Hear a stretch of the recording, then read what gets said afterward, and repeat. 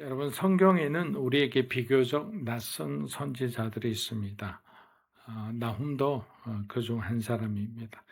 나훔은 니느웨를 향한 하나님의 심판을 선포한 선지자였습니다. 이렇게 심판을 선포하는 선지자들은 대부분 고난을 많이 당합니다.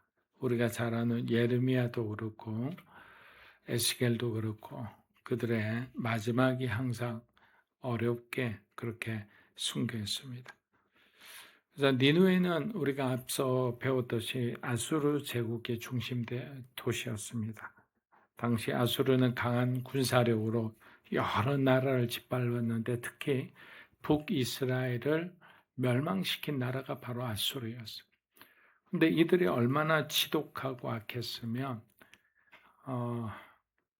그냥 한 나라를 멸망시킨 상태에서 통치를 하는 것이 아니라 그 멸망한 그 나라들이 반역을 일으킬까 두려워서 그 민족들을 그 이방의 사람들과 피를 쏟고 그러고 난 뒤에는 지금으로 말하면 시베리아 땅, 터키 땅, 그리고 동남아시아 이런 식으로 다 흩어버렸어요. 민족의 정체성을 말살시켜버린 거예요. 그래서 북이스라엘도 흔적조차 사라지고 없었던 거예요. 단 하나님께서 그들을 보존하기 위해서 사마리아 땅에 남아있는 또 유대 땅에 살고 있던 북이스라엘 사람을 통해서 그들의 지파의 명맥을 잇게 하신 거예요. 그 정도로 잔인하고 악독한 나라가 바로 아수르였습니다. 자, 겉으로 보기에는 아수르가 세상을 지배하는 것처럼 보입니다. 지금 우리가 성경 속 이 세상에 살지 않아서 그랬구나라고 생각하는데 지금의 나라를 여러분들이 한번 보세요. 반대적으로 우리를 압박하고 힘들게 하는 그런 나라 속에 살고 있다면 이 나라와 이 나라의 지도자가 가장 크게 보고 가장 두려워 보이는 거예요. 하나님의 백성들은 이렇게 묻고 싶었을 거예요. 하나님 지금 우리의 상황을 보고 계십니까? 악이 이렇게 득세하는데 하나님은 왜 잠잠하십니까? 교만한 자들이 사람들을 짓밟는데 하나님은 언제 일어나십니까? 라고 호소했을 겁니다. 바로 그때 하나님께서 나훔을 통해 이스라엘 백성들에게 말씀하셨습니다. 하나님은 악을 못 본 척 하시는 분이 아니시죠. 하나님은 죄를 가볍게 여기시는 분도 아닙니다. 하나님은 오래 참으시지만 결코 악을 영원히 방치하지 않으십니다. 나훔의 말씀은 무서운 심판의 말씀처럼 들립니다. 그러나 그 안에는 하나님의 백성을 위한 하나님의 큰 위로가 있는 거예요. 왜냐하면 하나님께서 악을 심판하신다는 것은 고통받는 자들을 잊지 않으신다는 뜻입니다. 하나님께서 진노하신다는 것은 이 세상의 죄와 폭력과 교만을 그냥 두지 않으신다는 뜻이기 때문에. 그러나 오늘 본문은 진노만 말하지 않습니다. 나훔은 이렇게 고백합니다. 여호와는 선하시며 환난 날의 산성이시라. 그는 자기에게 피하는 자들을 아시니라. 하나님은 악한 자에게는 심판의 하나님이시지만 하나님께 피하는 자에게는 산성이 되는 거예요. 하나님은 교만한 자에게는 두려운 분이 되시지만 주님께 엎드리게 되는 자에게는 영원한 피난처가 되는 거예요. 여러분, 이것이 오늘 우리가 붙들 말씀입니다.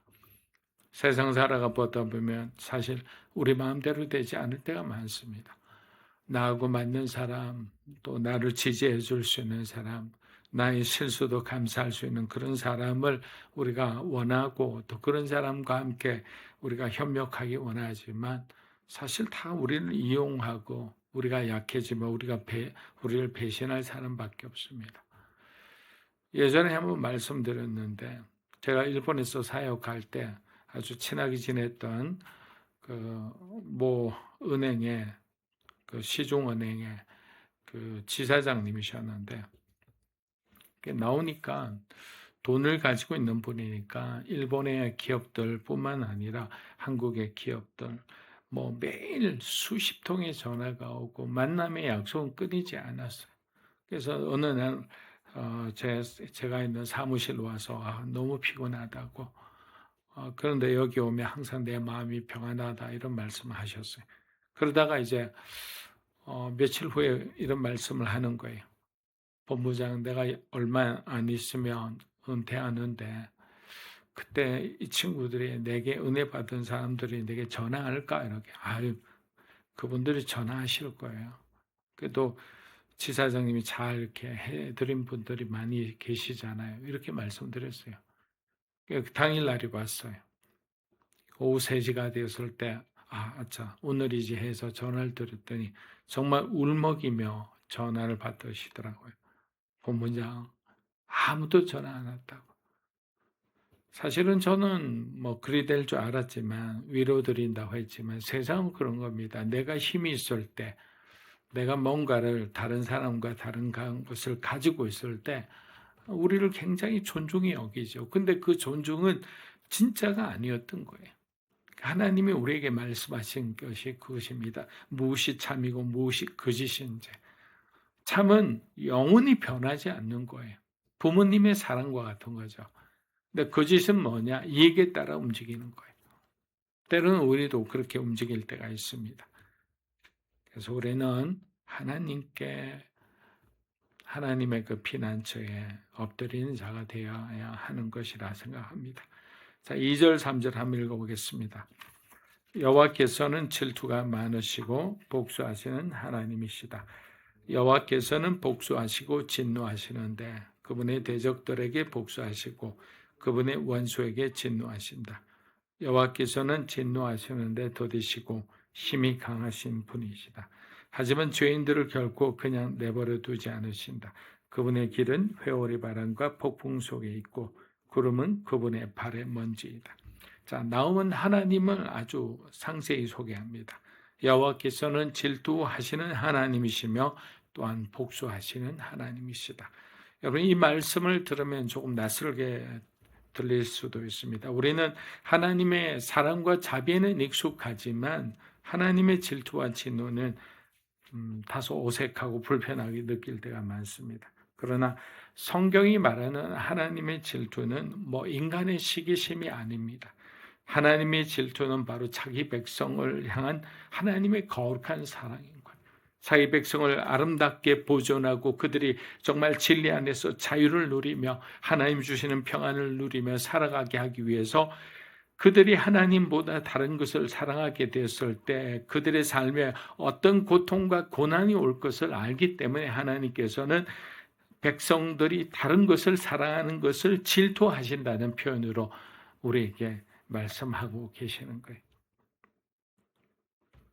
3절은 그 균형을 바로 분명히 보여줍니다. 뭐라고 되어 있느냐? 여호와께서는 진노하시는데 더디시고 힘이 강하신 분이시다. 하지만 죄인들을 결코 그냥 내버려 두지 않으신다. 사랑하는 여러분, 나움은 말합니다. 하나님은 보고 계시고 하나님은 참고 계시고 그렇다고 하나님이 있고 계신 것은 아니라고. 또 하나님의 오래 참으심이 무능해서 그런 것도 아니고 무관심해서 그런 것도 아니라고. 때가 되면 반드시 하나님은 악을 심판합니다. 우리의 죄도 마찬가지예요. 우리도 그렇게 생각을 해요. 내가 조금 삐딱선을 타서 하나님이 기뻐하지 않는 그 선상에 있는데도 살짝만 비껴났기 때문에 그런 생각을 해요. 하나님도 나의 상황을 이해하시겠지라고 자기 합리화를 합니다.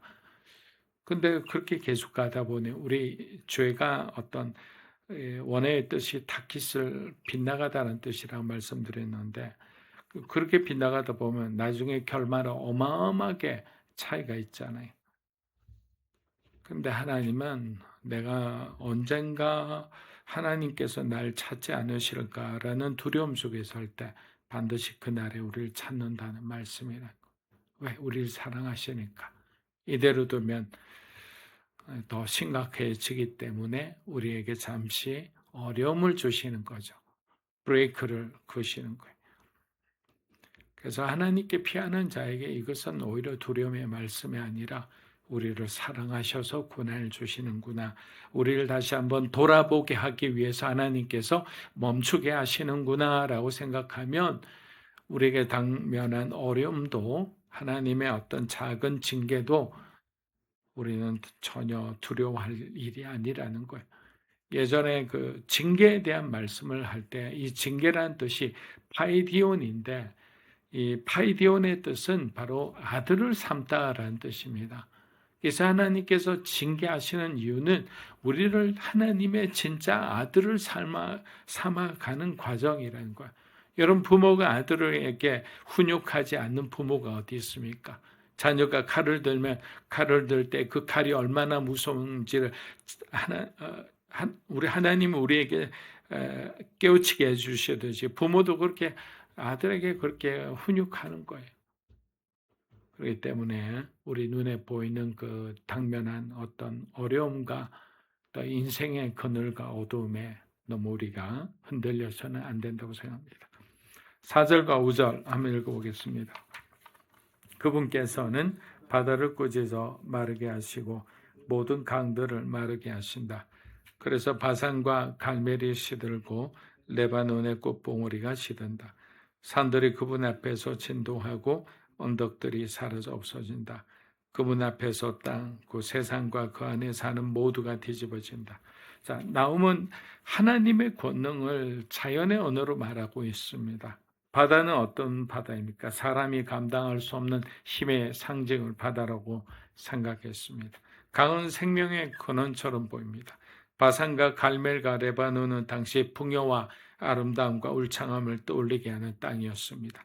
산과 언덕은 흔들리지 않는 견고함의 상징이었습니다. 근데 나오면 말합니다. 하나님이 꾸짖으시면 이 엄청난 힘을 가진 바다조차도 말라버린다는 거예요. 하나님이 지나가시면 풍요로운 땅도 시든다. 하나님 앞에서는 산도 진동하고 언덕도 사라집니다. 여러분 이 말씀은 자연이 무섭다는 말씀이 아니라 하나님이 얼마나 위대하신 분이신지를 지금 나음이 설명하고 있는 거예요. 아수르가 아무리 강해 보여도 니느웨가 아무리 견고해 보여도 하나님 앞에서는 그들의 제국은 흔들릴 수밖에 없다라는 거예요. 사람들이 두려워하던 제국도 하나님 앞에서는 바다와 산처럼 잠잠해질 수밖에 없다. 그러니 너희가 누구를 두려워해야 되느냐라는 질문인 거예요. 지금 우리는 무엇을 두려워하고 있습니까? 세상입니까? 아니면 여러분에게 영향을 주는 사람입니까? 성경에도 우리가 잘 아는 장면이 있습니다. 출애굽 때 하나님은 홍해를 가르셨습니다. 여러분 이스라엘에게는 생명의 길이 되었지만 구원의 길이 되었지만 바로의 군대에게는 심판이 되었던 거예요. 같은 하나님의 권능이 하나님께 피하는 자에게는 구원이 되고 하나님을 대적하는 자에게는 심판이 된 거예요. 사랑하는 여러분, 우리가 두려워하는 것들이 점점 커 보일 때가 있습니다. 어떨 때입니까? 저와 여러분이 기도하지 않을 때예요. 저와 여러분의 하나님 앞에 제대로 예배드리지 않을 때예요. 저와 여러분이 하나님의 말씀 앞에 제대로 서 있지 않을 때 갑자기 세상이 두려워 보이고요. 평소 아무렇지 않게 지나갔던 것들이 늘 우리의 근심거리가 됩니다. 근데 우리가 기도하기 시작하고 하나님 앞에 무릎 꿇기 시작해 보세요. 내가 그렇게 두려워하고 내가 그렇게 내 인생의 미래에 대해서 염려하던 것들이 아무것도 아닌 거예요. 내가 스스로 계획하려던 그 계획들이 하나님의 뜻에 어긋날 수도 있다는 것도 깨달아서 내 인생의 미래를 위해서 막 투자를 하고 이런 것들을 내가 멈추게 된 거예요. 멈추지 않으면 어떻게 됩니까? 하나님께서 심판의 경고를 주시죠. 내게 큰 이익이 될 거라고 생각했던 것들이 내 삶의 멍해가 되어 돌아오는 거예요. 왜? 우리 인생은 하나님이 책임져 주시지 내가 만들어가는 것이 아니기 때문입니다. 그 교훈을 받을 때는 우리는 이제는 내가 뭔가 하는 게 아니라 기도하지 않고는 내가 움직이지 않겠습니다라는 그 마음으로 살아가는 거예요. 하나님 기도하지 않고는 내가 한 걸음도 나아가지 않겠습니다. 하나님의 응답이 없이는 내가 이 일을 함부로 선택하거나 내 마음대로, 내 기분대로, 내 감정대로 결정하지 않겠습니다라고 하는 거예요. 왜? 내 감정과 어떤 내 마음은 환경의 지배를 받을 수밖에 없는 거예요. 내 삶이 어려우면 나는 다른 대안을 생각하는 거예요. 그런데 우리가 생각하는 대안의 대부분은 실패입니다. 왜? 하나님의 뜻과 어긋날 때가 있기 때문입니다. 그래서 우리는 진노 중에도 우리의 피난처가 되시는 하나님을 정말 어떤 생각으로 의지하는 것이 아니라 우리의 삶으로, 우리의 의지로, 우리의 결단으로 신뢰해야 되리라 믿습니다. 자, 7절, 8절 한번 읽어보겠습니다. 여호와께서는 선하시라. 환난 날에 피난처가 되신다. 그분은 그분께 피하는 사람들을 아신다. 그러나 그분께 맞서는 사람은 넘치는 홍수로 완전히 멸하시고 그분의 원수들은 어둠 속으로 쫓아 버리실 것이다. 자, 나음은 하나님의 진노를 말하다 갑자기 이렇게 고백합니다. 여호와께서는 선하시다. 예.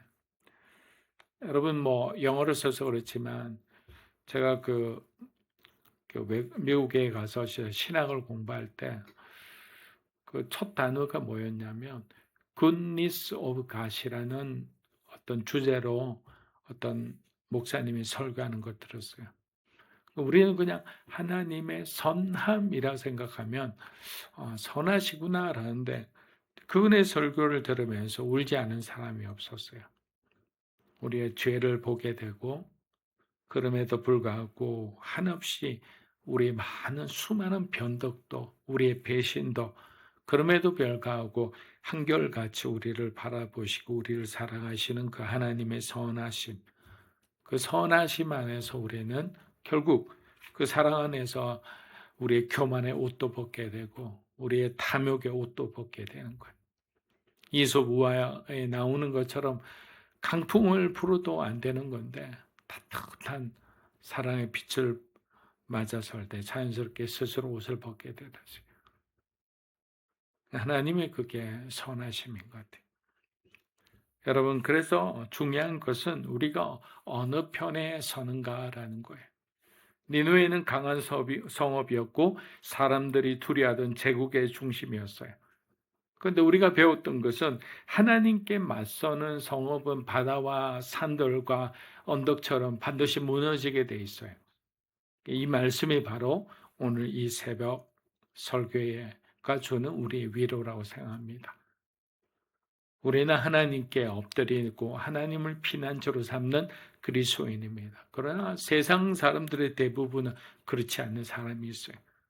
지금은 그들이 강해 보인다 하더라도 우리는 마지막에 승리하리라 믿습니다. 그것을 우리는 믿고 오늘도 용기를 내고 나아가야 합니다. 저도 예전에 희한한 걸 경험했는데 성령 충만한 목사였다가 어느 순간에 어떤 한 일을 계기로 갑자기 제 삶의 둑이 무너진 것 같아요.